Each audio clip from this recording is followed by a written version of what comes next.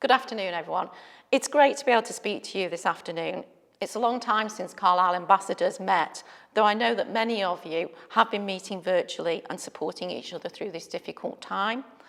As many of you will know, I give an update at ambassadors meetings on the projects and initiatives the Council is working on. Over the last 12 months, in spite of many of us working from home, we have continued to work on these, bringing more funding in to support our businesses and community. In addition, we have assessed these projects in light of COVID-19 to ensure that they will help support our economy get back to business as restrictions are lifted. This afternoon, I will provide you with a summary of the work we've been doing, what a post-COVID city might look like, and how the projects and programmes will help support it. I feel that we are all aware of the impact COVID-19 has had on our economy. The retail and leisure sectors have been particularly badly hit, both key sectors in Carlisle's economy. The retail sector has seen the acceleration of the shift to online shopping, resulting in an oversupply of retail space. The leisure and visitor sectors have been forced to close, exacerbated by travel and movement restrictions. We've also seen an increase in redundancies and the loss of apprenticeships roles, with the under-25s age group particularly affected. These factors, combined with people working from home, mean that our high street and town centres have been fundamentally affected.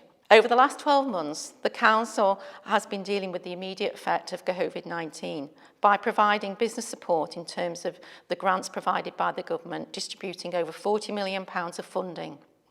In addition, we have led the Open for Business campaign and the reopening of the high street safely, as well as providing business support through ambassadors.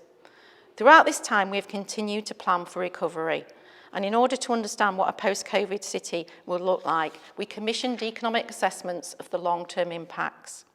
These assessments have been identified that there are a number of growth opportunities which we can build on to support our economy. We need to reorientate our city centre and high street so they are not just about retail, but include a culture and creative offer. Green growth will be fundamental, and we need to plan and support this. Linked to this is digital connectivity, which has become an essential utility. And finally, place. As we stay at home more, either for work or for staying in this country for a holiday, the quality of the place becomes more important. As a result of this work, we are now preparing an investment framework and economic action plan for the city centre, which will support recovery, drive transformation and diversification, as well as build resilience and adaptability. Linked to this are a number of projects and programmes, many of which we have been working on for a number of years, which are now coming to fruition. Firstly, the Borderlands Inclusive Growth Deal. This is a unique deal, bringing together authorities across the English-Scottish border, including Dumfries and Galloway, Scottish Borders, Northumberland, Cumbria and Carlisle. The Borderlands deal was signed on the 18th of March by all parties, including the UK and Scottish governments, and will deliver over £394 million of funding to provide the building blocks to help support the economy, which will be delivered over 10 years.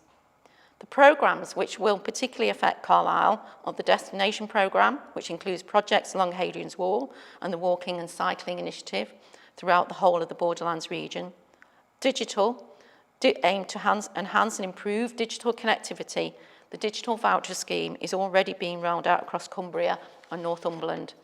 And finally, the Place programme, which is aimed at enhancing the smaller towns across the Borderlands region. Carlisle projects include major improvements to Carlisle station, including environmental and access improvements to the front and rear of the station, as well as the improvements to the station itself to make it HS2 ready. £20 million has already been secured for the station, and we're moving into the delivery stage. Over the last couple of years, we have begun to see a change in the high street due to the change in shopping habits, and have applied for funding to support the town centre through this period and enable it to reorientate itself. Our bid for funding from the Future High Street Fund focused on the area around the station, the pedestrianised area and the historic quarter around the cathedral, Tully House and the castle. In December, it was announced that we had successfully obtained £9.1 million, and we are in the process of developing the projects ready for implementation. In addition to the High Street Fund, We also apply for Towns Fund. Emma Porter, who chairs the Town Deal, has already spoken to you about this, so I'm not going to go into a lot of detail, but the 19.7 million, which was recently announced for the deal, will help support the wider economy post-COVID, with projects focused on clean growth, vibrant city centre, digital and transport connectivity, and the visitor economy. Linked to the Town Deal was an invitation from the government to accelerate certain projects by using £1 million of accelerated funding. 2 projects were identified, Coldier Riverside and the Bix Park Cultural Village Initiative. Work has started on both these projects. The Coldier Riverside project will remediate the site, cleaning it up, ready to be developed for housing. The Bix Park initiative will develop a pod cultural village to support new business startups in the creative and cultural sector. These initiatives have brought in nearly £30 million to support our economy.